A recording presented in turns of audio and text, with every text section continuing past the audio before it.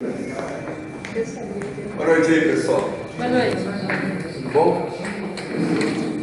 Tá frio. Qual a impressão minha? Vou tomar um chazinho da Dona Antônia lá antes. Pois é. Esquentar cá é complicado, né? Então, dando continuidade, né? Livro 2, capítulo 7.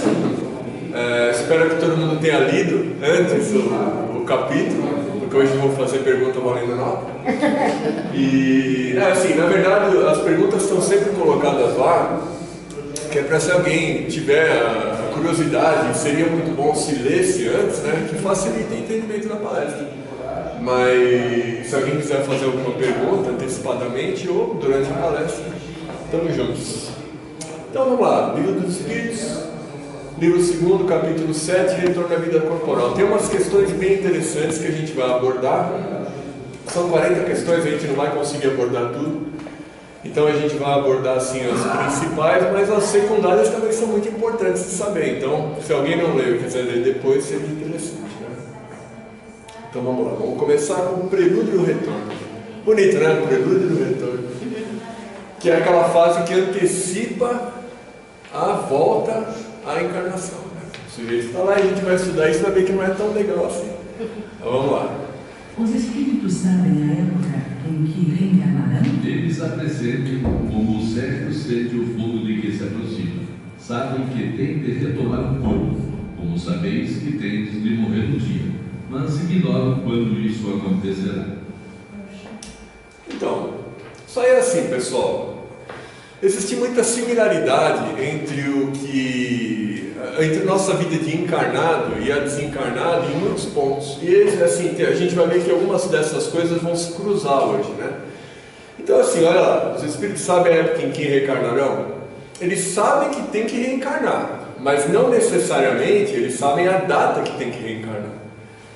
Então, eles, como fala muito bem no Livro dos Espíritos, eles pressentem como o cego sente o fogo quando está se aproximando, né? Mas eles não sabem quando. Isso tem um paralelo aqui na nossa vida de encarnados, né? Eu posso até dar um exemplo. Tem um aluno meu, ele tem uma tia que tem 106 anos. Nossa. Ela mora na Vila Alpina. Então toda vez que ela faz aniversário, vai televisão, jornal, vai tudo lá na casa dela. Todo ano é a mesma coisa. E eu a conheci, ela está com 106 anos, vai fazer 107 agora. Só que é o seguinte, se por um acaso amanhã ela acordar e desencarnou, o povo não vai falar, nossa, desencarnou, porque ela já tem 106 anos, não é isso? Ela já está com o bilhetinho da senha segurando na mão, né?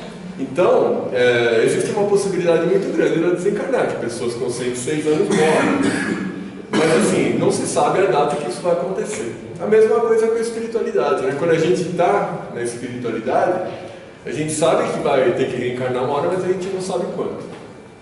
E como é que isso funciona, né? Então a gente vai estudar um pouco no capítulo como é que isso funciona. Ó,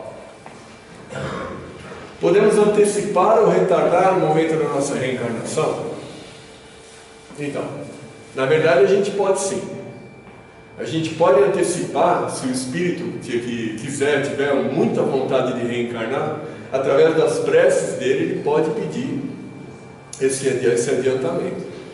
E ele pode retardar, se por um acaso ele amarelar no momento que ele vai ter que voltar mais cedo ou mais tarde, mas ele sabe que tem as provas que tem que cumprir, e ele pode de repente ficar com medo e não querer voltar. Isso é comum também de acontecer lá.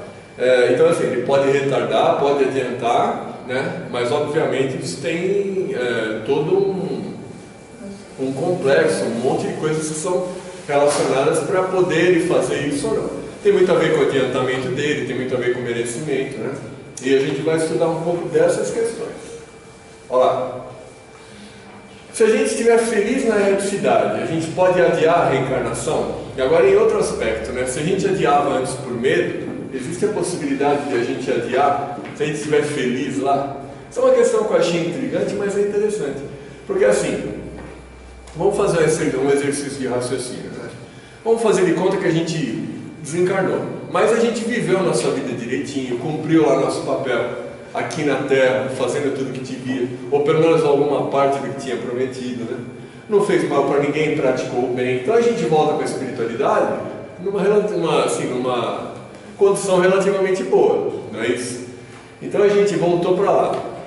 A gente está lá, está feliz, a gente reencontrou os amigos, reencontrou a família, de repente a gente vai para uma colônia como o Nosso Lar ou qualquer coisa semelhante e está trabalhando lá e está feliz, porque quando a gente trabalha feliz, o trabalho não é trabalho, não é isso? Então a gente gosta de trabalhar, de repente a gente fez muita hora extra lá, tem um monte de bônus hora, comprou a nossa casinha, está feliz lá, tranquilo. Aí você começa a sentir que a necessidade de você ter que reencarnar. Aí você fala, não, eu estou tão bem aqui agora, estou feliz, estou tranquilo, está tudo dando certo, vou ter que reencarnar. Aí a pergunta é, ele pode adiar a reencarnação nessa condição? E o que eles falam para nós é assim, no Livro dos Espíritos. Que assim, ele pode até adiar por um tempo se for interessante, se for útil. Se ele estiver trabalhando, se ele estiver estudando lá, se ele estiver sendo útil na espiritualidade e for bom para o desenvolvimento dele, ele até pode adiar. Mas ele não pode adiar indefinidamente, né? Ele não pode adiar para sempre e ficar lá de boa. Porque mais cedo ou mais tarde, o espírito mesmo sente a necessidade de evoluir. Ninguém pode ficar estacionado. Então ele mesmo, com o tempo, ele vai ter essa necessidade interna de evoluir e vai acabar pedindo para reencarnar, mesmo que ele adie num momento de grande felicidade. Continuando. A união da alma com este ou aquele corpo está predestinada ou é escolhida no último momento? Vocês entenderam a pergunta? O cara, quando ele vai, ele está lá na espiritualidade e vai reencarnar. Ele já tem o corpo já pré-definido para ele, ou ele vai ter que escolher um na hora lá? Ah, não, me vê esse aqui que eu gostei e já vem. Então, não, né? Na verdade, isso já é escolhido antecipadamente mesmo, já é predestinado. E as regras para isso acontecer são as seguintes. O espírito, quando está lá, ele pede, de acordo com as provas que ele tem que passar, ele pede o tipo de vida que ele quer reencarnar aqui na Terra. Veja bem, estou generalizando, cada caso é um caso, isso pode acontecer, isso pode não acontecer, mas generalizando é assim que funciona.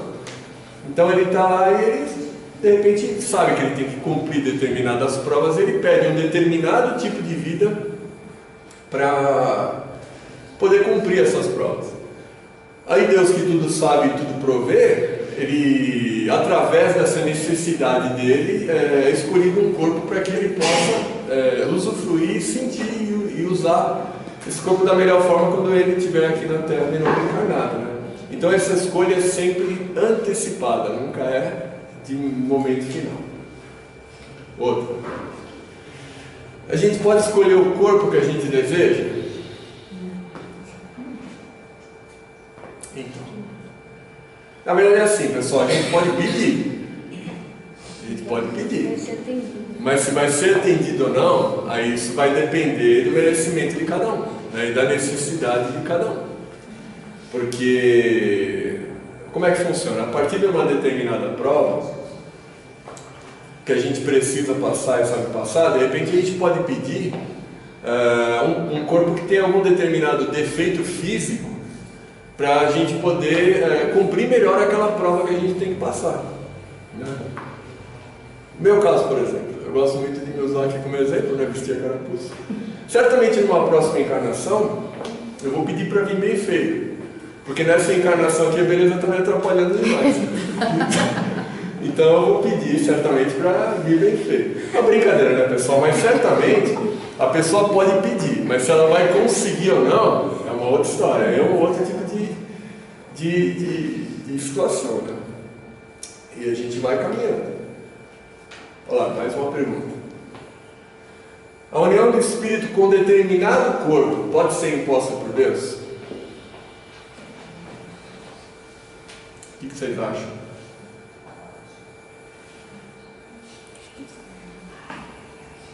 Ai. Então, na verdade pode sim, né, pessoal? Se o espírito não tiver o discernimento para fazer uma escolha adequada, uma escolha correta, ou se for por um motivo de expiação, ele pode ser imposto por Deus, né?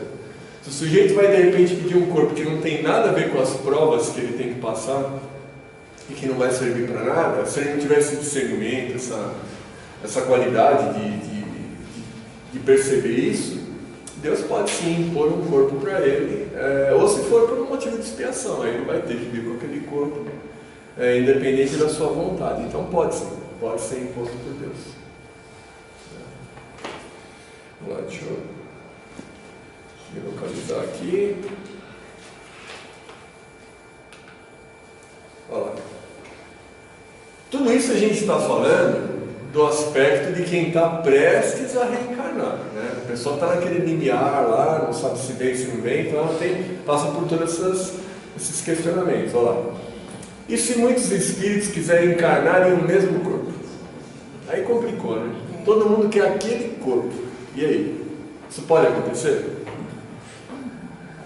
Levando em consideração que existe uma predestinação ali, será que isso pode acontecer? Na verdade, pelo que eu estou escutando, pessoal, quase tudo pode acontecer, porque a amplitude que tem de casos é inacreditável, né? Então pode sim acontecer, pode acontecer de muitos espíritos querem encarnar com determinado corpo. E aí, como é que isso é decidido? Ele sai no tapa lá? Não vai sair no tapa lá. Então, funciona assim, se muitos espíritos quiserem encarnar em um mesmo corpo, o espírito que vai poder utilizar aquele corpo é aquele que mais se adequa àquele corpo às provas que o espírito precisa passar.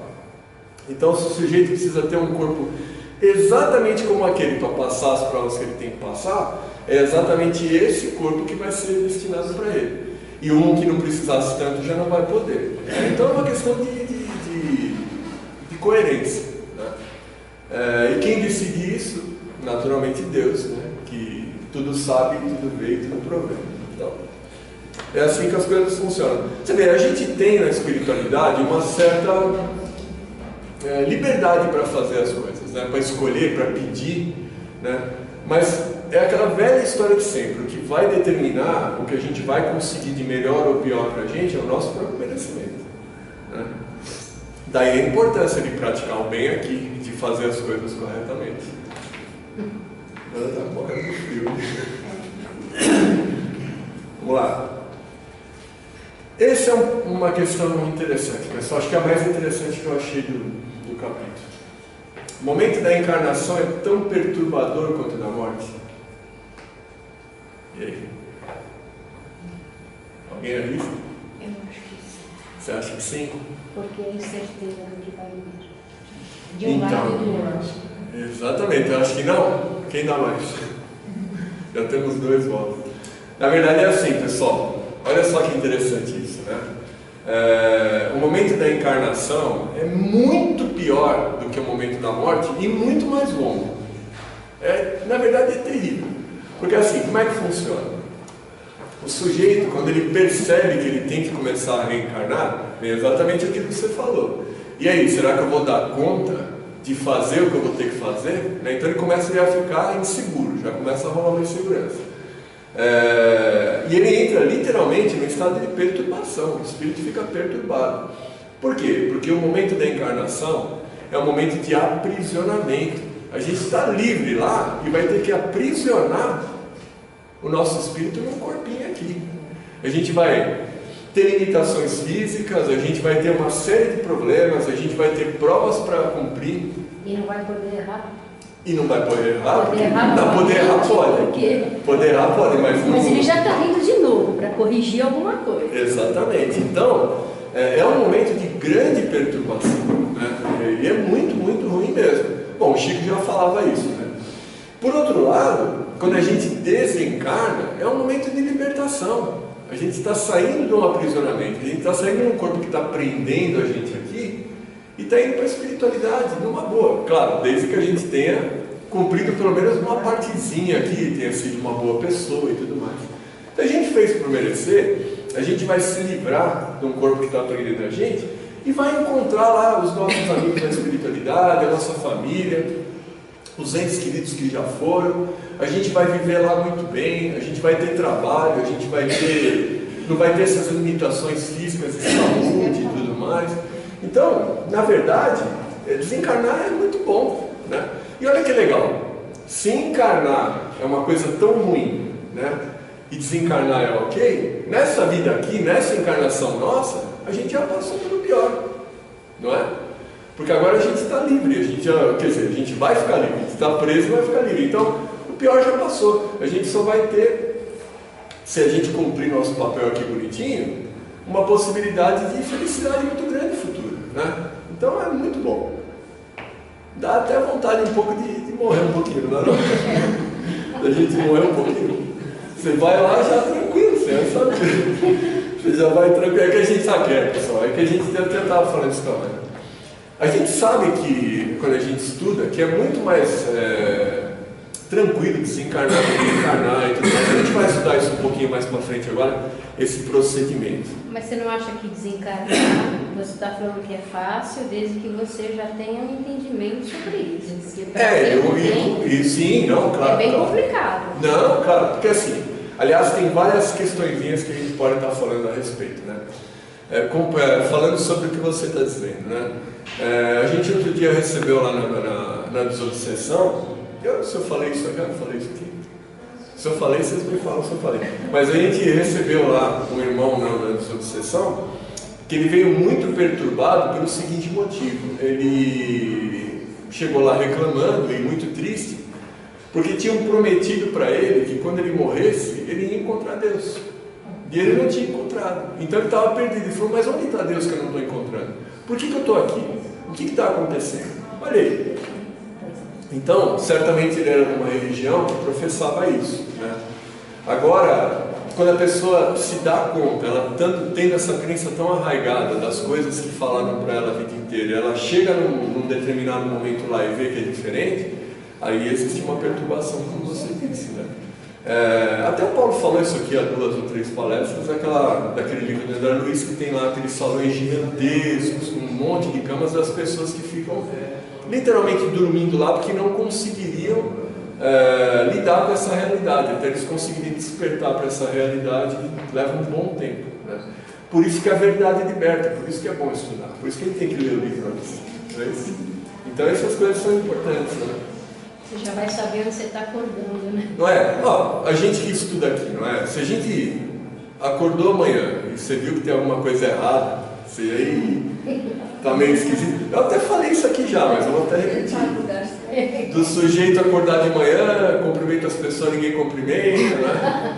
Ele vai lá tomar café, começa a tomar café e viu que vai sentar lá e não colocar no pratinho dele. Tem alguma coisa estranha.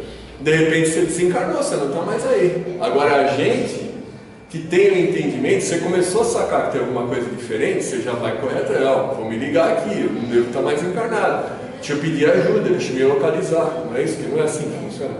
Por isso que é bom estudar, não é? Porque aí une o conhecimento com a prática do bem, você não tem como perder. É um jogo ganho. É o win-win situation que eles falam lá. Agora, então, mas só para complementar, né? Aquela historinha do não sei se eu desencarnei, eu falei isso já, mas eu vou falar de novo. Tem 2 formas muito boas de saber se você desencarnou. Você acordou, não sei onde eu estou, como é que eu vou saber se eu desencarnei? Primeira coisa, você tenta calçar o chinelo. Se o pé passar batido, já tem alguma coisa errada. Alguma coisa esquisita. E a segunda coisa é você correr para o espelho do banheiro e dar uma baforada. Se não embaçou o espelho, embaçou para o seu lado. Então é bem isso mesmo, a pessoa só está ciente, né, dessas coisas. Então, é o que você disse mesmo, né? Se a pessoa tiver o conhecimento, obviamente, a desencarnação vai ser tranquila. Mas mesmo para quem não tem esse conhecimento, mesmo para quem vive ainda na ignorância da vida após a morte e tudo mais, ainda assim é menos perturbador do que a encarnação. Porque a gente vai ver agora o processo da encarnação e é punk, não é fácil não. E você pode ter o conhecimento também e saber que desencarnou e você foi parar lá no quinto dos infernos, não mandou direito também. Aí é pior ainda, né? Aí é pior ainda. Tudo é merecimento, não é só conhecimento, tem que merecer também. E aí entra a prática do bem, né? Eu tenho um cliente, eu falei isso aqui, mas eu falei no curso que eu posso falar, que é o seguinte, eu estava questionando com ele essa questão do merecimento e tudo mais, da prática do bem, né? E ele falou para mim que ele não praticava absolutamente nada de bom. Porém, à noite, ele tinha o cuidado de fazer as orações dele com muito cuidado, com muito apreço, para conseguir o perdão ali das faltas que ele cometeu. Isso funciona, pessoal? Tudo bem que é bom orar, não é? É muito bom, mas se a pessoa não praticou bem, não vai adiantar de nada, não é? Então a gente precisa ter esse cuidado. É isso. Mas vamos lá, vamos continuar. O espírito se sente inseguro sobre se irá ou não ter sucesso nas provas que escolheu? Claro que sim, né? E muito. Por isso tem medo de voltar. Exatamente. Porque ele sabe muito bem que do sucesso ou do fracasso dele depende da evolução dele, não é? Então se ele vai ter sucesso ou não, e assim, os espíritos na maior parte das vezes, de novo generalizando, mas nem sempre isso é uma regra absoluta, né? Ele tem ali acesso a pelo menos a última encarnação, então ele vê as besteiras que ele fez, e ele sabe que vai ter que passar pelas mesmas provas com o esquecimento. Qual a chance dele meter os pés pelas mãos de novo? É grande, então ele fica muito inseguro, né? Então é um processo de muita angústia para o espírito que precisa reencarnar, né? Mesmo os espíritos mais elevados, até não elevados, né? Eu estou falando os espíritos que saíram daqui numa boa condição. Esses ainda também têm essa insegurança muito grande. É natural, né? Olha lá. Mais uma questão interessante. No momento da reencarnação, o espírito é acompanhado por seus amigos para uma despedida? Então você tem aquela história da casinha, né? Você está lá na sua casinha, é bem tranquilo, mas você vai ter que voltar mesmo, aí você vai pegar lá, sei lá, como é que funciona exatamente, né? Mas vamos supor que você vai pegar lá o trem. A galerinha vai junto lá ficar contigo e falar tchau, até a próxima. Aquele filme que tem A Vida Continua mostra a reencarnação. Exatamente. E eles acompanham ele até a porta do ministério. Isso, exatamente. E você vê que ele não está ok. Que ele está meio ressabiado ali.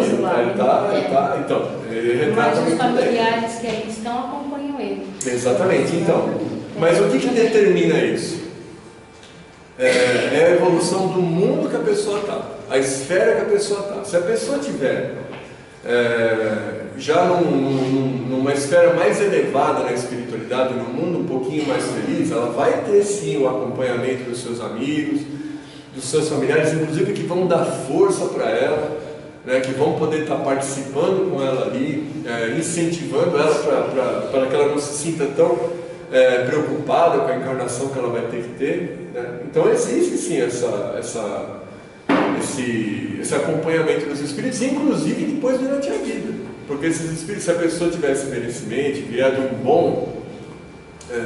de uma situação boa, esses amigos espirituais vão acompanhar ele durante toda a vida até o desencarne dele de novo, né? E a gente tem a oportunidade, isso fala no livro das questões, de encontrar esses amigos durante a vida, durante o sono, né?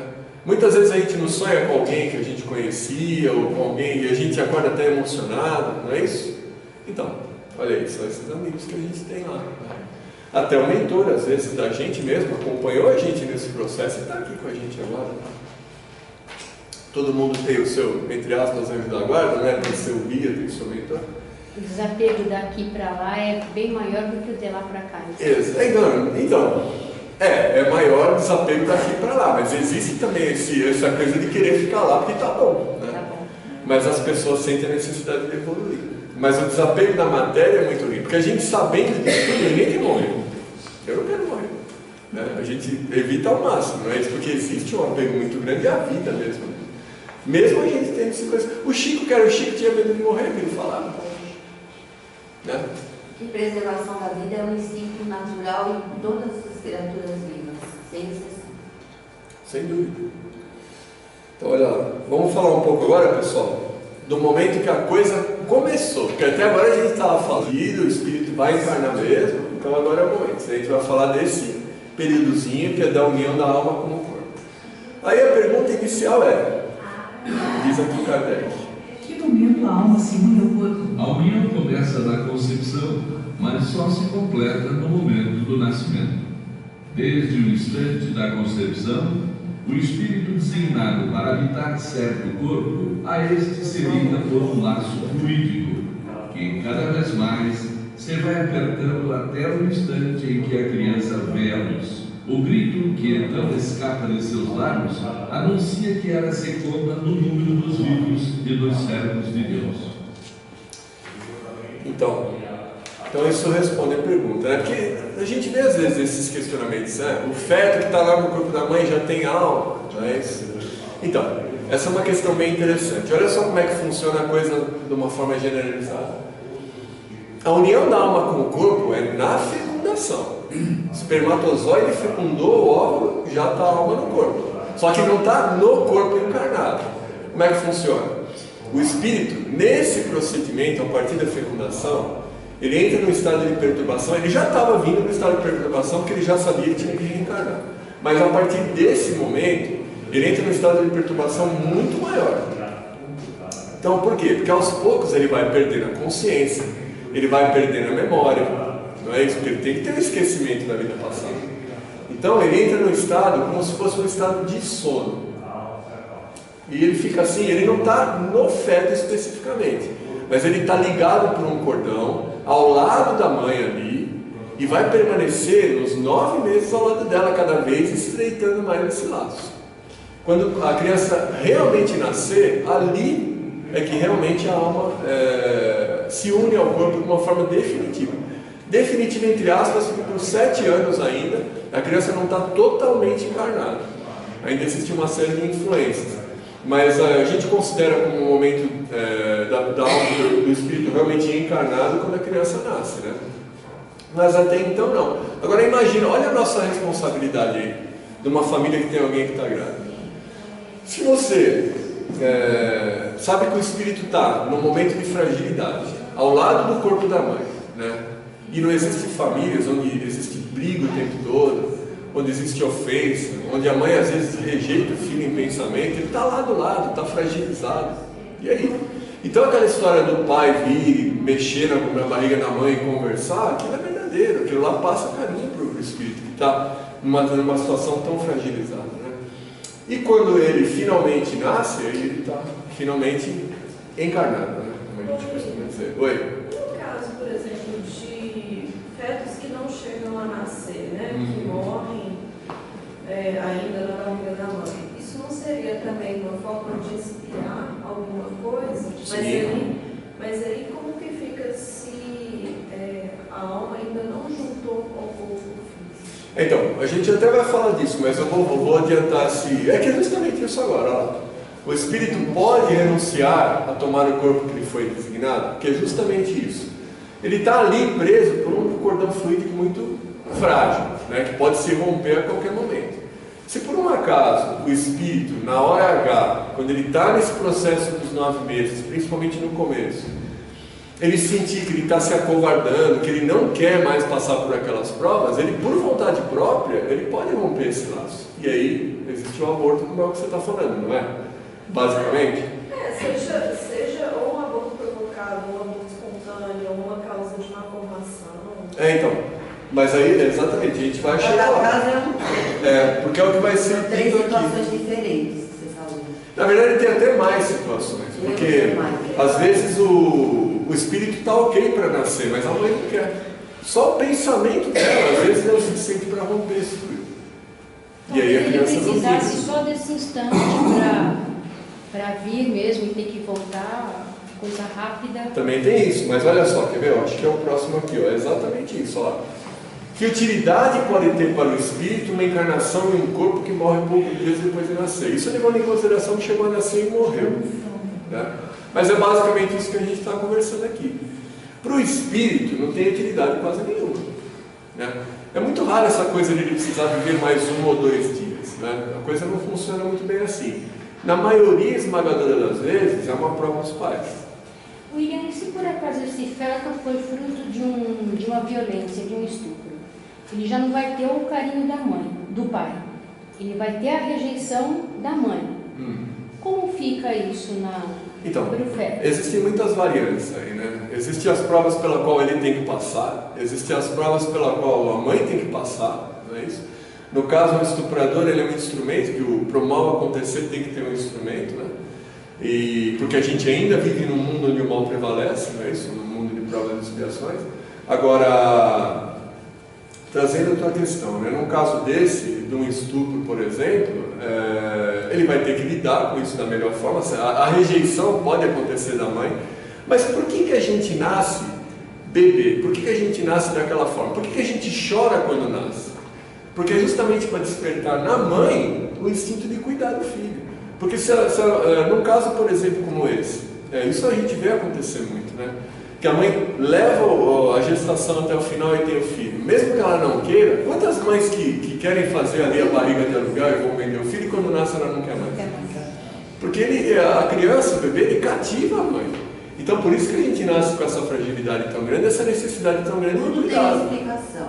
Esse espírito, ele tem compromissos muito sérios, ele aceitou nascer nessas condições, sem esse amor, né, de pai e mãe, porque ele tem coisas para resgatar. Para cada um que viveu a situação, é o resgate diferente. E as E para questões essa mãe caem. também, né? Porque a mãe vai ter que, acho que até por instinto, o amor vem de alguma maneira, mesmo sabendo que não foi uma Não, às vezes, desejada. às vezes o espírito tem que nascer com aquela mãe que na verdade era uma prova para ela cuidar de um inimigo de uma vida passada. Veja bem, nós estamos pegando suposições, mas de repente era um inimigo que ela precisava se identificar numa vida passada e ele vem e ela não quer. Aí vai ter problemas mais uma encarnação, até sabe lá Deus quando, para ser ajustado. Falando sobre isso, deixa eu te fazer uma pergunta. Por exemplo, duas pessoas convivem aqui e elas têm que se acertar. É um resgate que os dois têm que ter. Não conseguem. Eles desencarnam. Isso é possível ser feito na espiritualidade ou eles têm que voltar aqui porque tem que ser feito aqui? Não, é possível ser feito lá também. Mas sabe qual que é o problema? O problema é que quando a gente morre, a gente não muda do dia para a noite. A gente morreu, a gente é a mesma pessoa. Quando a gente renasce lá, a gente é a mesma pessoa que a gente é. Mas a visão é bem outra. Exatamente. Em muitas situações acontece o perdão, o arrependimento, a reconciliação. Cada situação Então, é uma diferente da outra. é justamente o que eu ia falar, porque às vezes a gente desencarnou numa situação que a gente odeia uma determinada pessoa. Mas chega lá, o cara tem uma ciência, uma visão global da coisa, e vê a besteira que estava fazendo e ele se afiniza. Isso acontece, né? Que aí voltam juntos para se afinizar aqui também. Porque aquele que não se aceita de jeito nenhum e que vem gêmeos siameses que nem o William já trouxe. Tem que aprender a se A regra é a seguinte, uma hora vai ter que se acertar. Mais cedo ou mais tarde não adianta brigar contra a vida. E se eles tiverem que voltar? Aí existe o quê? Um acordo de que os dois venham, sei lá, de alguma maneira... Pai e filho, mãe e filha, vem em outras situações, não com marido e mulher. Mas certamente eles vêm juntos. Em alguma Geralmente, através da situação. maternidade e da paternidade que isso acontece, que a maneira mais fácil de amar e perdoar é de pai e mãe. Por quê? Porque justamente tem essa coisa da fragilidade do bebê e tudo mais. Então, uma pessoa que odeia a outra, quando ela tem ela como filha, ela vai ter esse instinto materno de cuidar. É a maior, por isso que mãe é mãe, por isso que amor de mãe é único. Não é isso? É assim que funciona. Agora, no final das contas, todo mundo vai ter que se acertar. Isso é inevitável. Agora, se isso vai doer mais ou menos, vai depender da gente. Né? Uma hora a gente vai ter que se acertar com todo mundo. Por isso que é bom já ir trabalhando isso em vida. Né? Se a gente está de mal com alguém, vamos lá pedir perdão, vamos conversar. Né? Vamos tentar se acertar para não chegar lá e precisar fazer isso lá. A gente já vai ter tanta coisa para fazer lá. Por que a gente vai fazer isso aqui? Né? Então, olha lá, pessoal. No intervalo entre a concepção e o nascimento, o espírito goza de todas as suas faculdades? Olha só, o que é esse intervalo? Os 9 meses, não é isso? Concepção e nascimento. O espírito, teoricamente, ele tem lá o conhecimento, a sabedoria dele, a experiência de vidas passadas, naquele momento da concepção. Ele vai perdendo isso completamente até o momento do nascimento. Até as ideias ele perde antes de nascer, no momento pré-nascimento. Nasceu, essa coisa das ideias ele consegue ir recuperando aos poucos conforme vai se desenvolvendo, porém o esquecimento ficou, né? Porque senão não ia ter prova nenhuma, ia ser muito fácil. Mas existe um decréscimo das faculdades, mais uma vez um motivo de perturbação. Ninguém gosta de perder a consciência. Então é complicado, pessoal, reencarnar não é fácil não, pelo que eu andei lendo aí. Sempre é ruim. Olha lá. Aborto. Quais são para o espírito as consequências do aborto? E aí? Para o espírito, hein? Não é para a mãe. Ou para o pai, sei lá. Basicamente, pessoal, é uma oportunidade perdida. É uma oportunidade que ele perde e que vai ter que de viver novamente e cumprir suas provas ali. Ele vai ter que nascer de novo numa outra condição para poder fazer. Deve ser bem desagradável, porque às vezes o cara se preparou, passou por toda essa perturbação, chega na hora ele é rejeitado. Então existe ali muitos espíritos se revoltam. Mas a gente precisa lembrar uma coisa, pessoal, como tudo, até para crime, para suicídio, para tudo, existem escalas de culpa, né?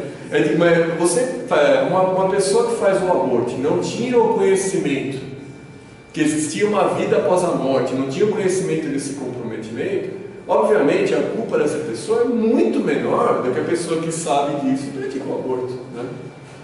E falando de aborto, pessoal, eu andei estudando hoje para poder falar aqui, eu fiquei impressionado. Vocês sabem qual é o número de abortos que a gente tem no ano, no mundo? Por ano. Chuta aí, seu Maurício.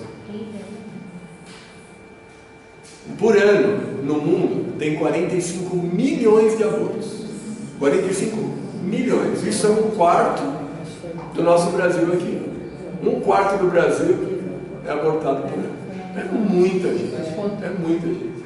Mas esses abortos, quando eles são naturais, geralmente é um tipo de suicídio inconsciente. A pessoa tem que viver mais um tempo e ele cometeu abusos, então morreu antes do tempo programado, aí ele vem nessa condição, ou mesmo as crianças também, quando morrem crianças, tem doenças, tudo tem a ver com a vida anterior. E também, como isso é um caso, outro caso que a gente falou, de repente o espírito se acovarda e volta para trás, ele não quer nascer porque ele vê as provas que ele vai ter que passar. Tem tantas possibilidades, né? Mas existem essas consequências, mas levando sempre em consideração isso, a culpa tem graus muito diferenciados de culpa para tudo, né? Tudo depende do conhecimento que a gente tem a respeito do assunto. Se eu sei que uma coisa é errada, vou lá e faço, minha culpa é muito superior a se eu não soubesse e cometi um erro, né? Então isso precisa ser atenuado. De novo, a importância do estudo, né? Sempre é o estudo. Por favor, não, por favor. Você falou assim que é como se o feto ali que foi abortado, né, como se ele tivesse perdido a viagem, então ele se programou, mas não, né? No caso de ele ser abortado, não de um aborto espontâneo, qualquer coisa do ele tipo. sofreu o aborto, Sim. né? Mas esse aborto já não seria em si já uma prova para ele? Mas não tenha dúvida. Sabe como é que eu enxergo isso tudo? Eu acho que assim, a gente não tem a capacidade de compreender essas coisas de uma forma, assim, pelo menos na minha visão, eu percebo uma certa lógica, né? Porque assim, na verdade é um grande quebra-cabeça onde todas as peças elas se encaixam perfeitamente, porque para Deus não tem nada errado. Então, se a pessoa veio com uma mãe porque ela vai ter que passar uma prova, aquela questão vai encaixar da mãe com ele, sempre vai estar tudo redondinho às vistas de Deus, né? Mas sempre é uma questão complicada, né? Porque se existe o aborto espontâneo, se existe o aborto porque o espírito amarelou, ficou com medo, se existe o aborto por uma rejeição natural da mãe, existem tantas, ou por uma violência na rua, alguém bateu na mulher, ela abortou, existem tantas possibilidades. Sempre numa situação dolorosa vai existir a prova para todos os envolvidos. Por isso que aqui é prova de expiação, né? No caso, acho que é mais expiação que prova. Prova é suportar isso de uma forma sem perder o equilíbrio e tudo mais. E por que você fala às vezes, Wanda, da clínica dos abortados? Porque quando ele volta para a espiritualidade, ele vai para esse lugar. Vai para a recuperação, para tratamento.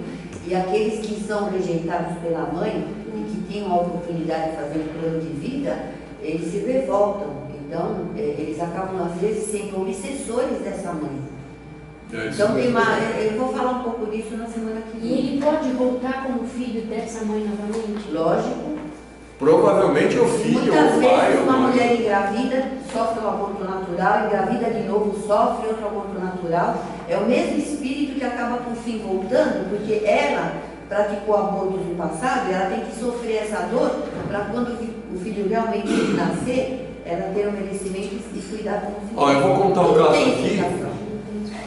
Um caso que eu fiquei sabendo aí, e eu acho que ilustra bem isso. Isso aconteceu com um casal de amigos meus. Eles são espíritas, né? E eles souberam, no primeiro e no segundo mês de gravidez, que eles iam ter um filho anencéfalo, sem cérebro. Então, ia nascer e morrer. Aí o médico falou: olha, vai nascer e vai morrer, vamos tirar.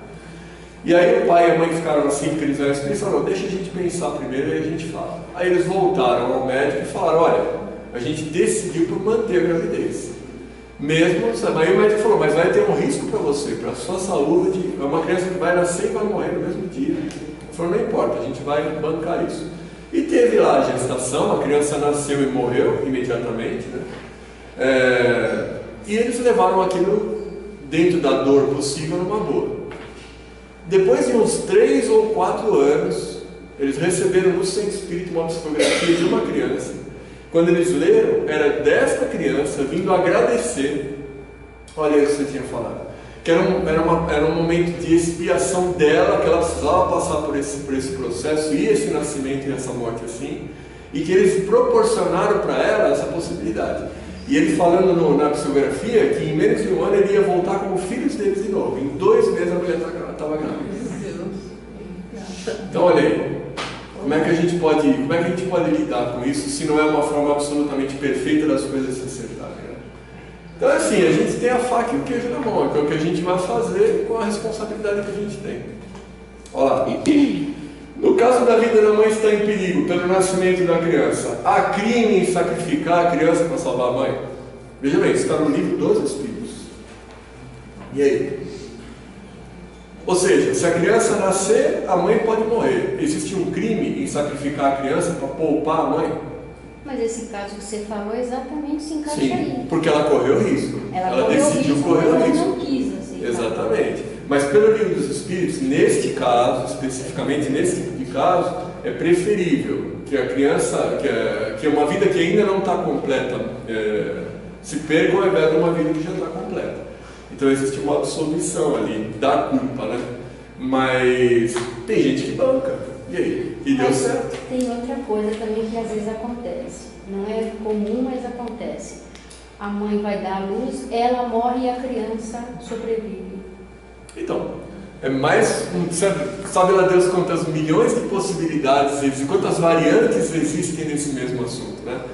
De repente, para a criança, era uma prova de ter que vir justamente pela falta da mãe, ter que se virar sozinha, ou depender de terceiros que não vão ter o mesmo carinho.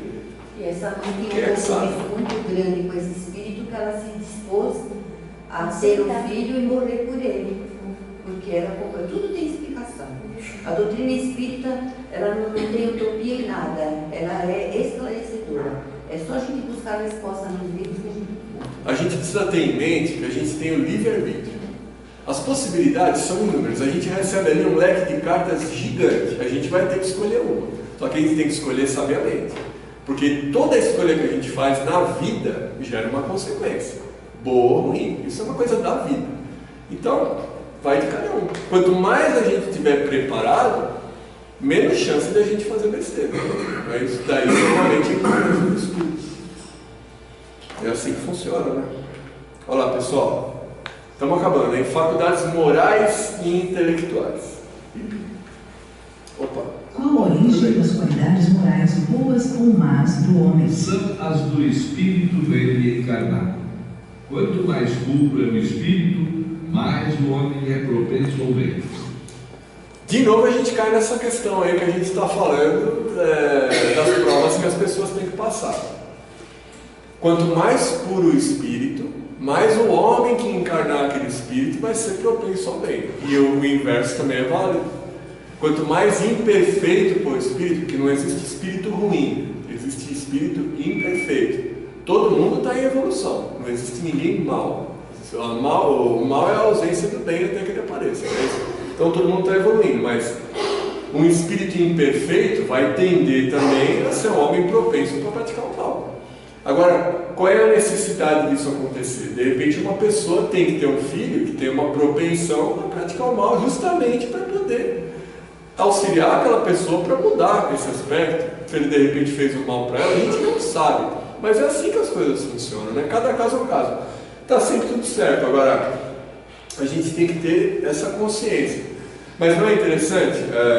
O espírito é que vai tornar a pessoa má ou ruim, porque não é o corpo, é o espírito que está agindo. Só que olha a importância do pai e da mãe. Se você percebe, porque toda família não tem a ovelha negra? A pessoa que é diferente, que age, que é mais rebelde e tudo mais. Olha a importância da educação aí, não é? Dos pais, do amor que eles têm que dar para virar essa mesa. De repente o espírito está encarnando, é um espírito propenso ao mal, e pela educação e amor que os pais dão, ele vira um homem de bem e muda o aspecto dele lá depois. Olha que maravilha. Pai e mãe cumpriu tarefa, o espírito cumpriu tarefa, todo mundo sai feliz. Isso não pode acontecer? Isso deve acontecer. Vai de cada um. Então, essa coisa que a gente vive falando e ouvindo, sei lá, eu ouvi isso minha vida inteira, da índole das pessoas, que se você vai adotar uma criança e vem com a índole dos pais, o pai é marginal, então, isso não tem nada a ver? Então, muitas vezes uma pessoa que é um marginal, que foi um marginal, vamos colocar dessa forma, que a gente está de novo aqui falando, é um espírito imperfeito, né? Ele pede para vir justamente num ambiente onde existe a marginalidade, para que ele consiga, por uma prova, sair disso aí.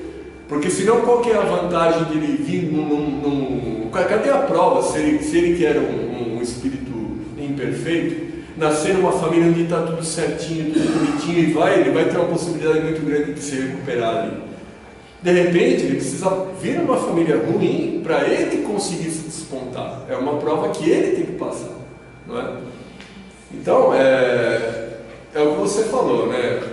Eu não vejo isso, né? Você vai criar aqui de novo, né? A gente não pode afirmar nada, porque cada caso é um caso. Não existe uma regra absoluta a ser seguida. Mas o amor constrói. Mas não tenha dúvida, né? Nós sabemos que nós podemos mudar até a nossa genética. Se você tem herança genética de obesidade, Está acabando. Coisa, Mais meia hora. o teu pensamento, você modifica as suas células, porque as células nascem do espírito. Então, o amor constrói sim. Então, essa história da célula, ela tanto serve para o bem quanto para o mal, porque o que é o câncer? É a célula da tristeza. Semana que vem vai ser meu nosso assunto. Então, e a célula boa é a célula do amor. Então, Sem dúvida. existe a transformação. Ó, vou engatar uma quinta aqui para terminar, que eles terminaram lá. É o mesmo espírito que dá as qualidades morais e de inteligência ao homem? Sim, mas existem dois espíritos no mesmo corpo, não é isso? Então, mas as qualidades morais, elas, assim, muitas vezes a gente encarna com qualidades, assim, vamos colocar coisas para me confundir aqui, mas eu vou me explicar. Existem dois tipos de evolução, a evolução moral e a evolução da inteligência e a evolução científica. Às vezes, a gente encarna numa vida que proporciona a gente para evoluir muito no sentido da ciência, da inteligência, do estudo. Outras vezes, a gente encarna muito voltado para as qualidades morais, o nosso desenvolvimento moral. É o mesmo espírito, mas a gente vai reencarnando até que isso se equilibre e a gente consiga passar. Vamos lá. Influência do organismo. As faculdades do espírito são exercidas com total liberdade após a sua união com o corpo? O exercício das faculdades depende dos órgãos que lhe servem de instrumento. A grosseria da matéria as enfraquece. Está se aprisionando. Nos aprisionamos, ele faz uma comparação muito boa no livro dos Espíritos, que é o seguinte: para o espírito encarnar é como se nós estivéssemos presos num lamaçal. A gente não vai ter dificuldades. É a mesma coisa que o espírito sente quando encarna. Então, obviamente, as faculdades do espírito não vão ser totalmente livres como ele está na espiritualidade. Ele não vai ter essa atividade tal qual. Porque depende dos órgãos. Para andar bem, eu preciso funcionar minhas pernas. E assim sucessivamente. Último slide. Existe uma relação entre o desenvolvimento do cérebro e as qualidades morais do indivíduo? Então, não é o cérebro, não é o desenvolvimento do cérebro que vai trazer a qualidade moral para o indivíduo. É o contrário. A qualidade moral do indivíduo é que vai proporcionar o desenvolvimento do cérebro dos outros órgãos. Né? Então é o nosso estudo aí. Vou terminar com o Chico aqui, uma última historinha dele, muito boa, porque eu sempre gosto das historinhas dele, que a gente aprende tanto, né? Uma vez ele estava lá no centro espírita dele, e ele recebeu uma senhora que estava chorando muito, e veio lá muito chorosa para ele e falou: Chico, ele falou: por que você está chorando? Ele falou: porque meu marido nunca me acompanha no centro. Por mais que eu peça, por mais que eu fale para ele estudar, para ele vir ao centro, ele nunca vem. Aí o Chico olhou bem para ela assim e falou: mas seu marido é legal, é bom com você? Ele falou: é um ótimo homem. Ele falou: então fica tranquila, minha filha, porque Deus quer, em primeiro lugar, que os seus filhos sejam bons, e em segundo lugar, que acreditem nele. Então é a prática do bem, pessoal. Tamo junto.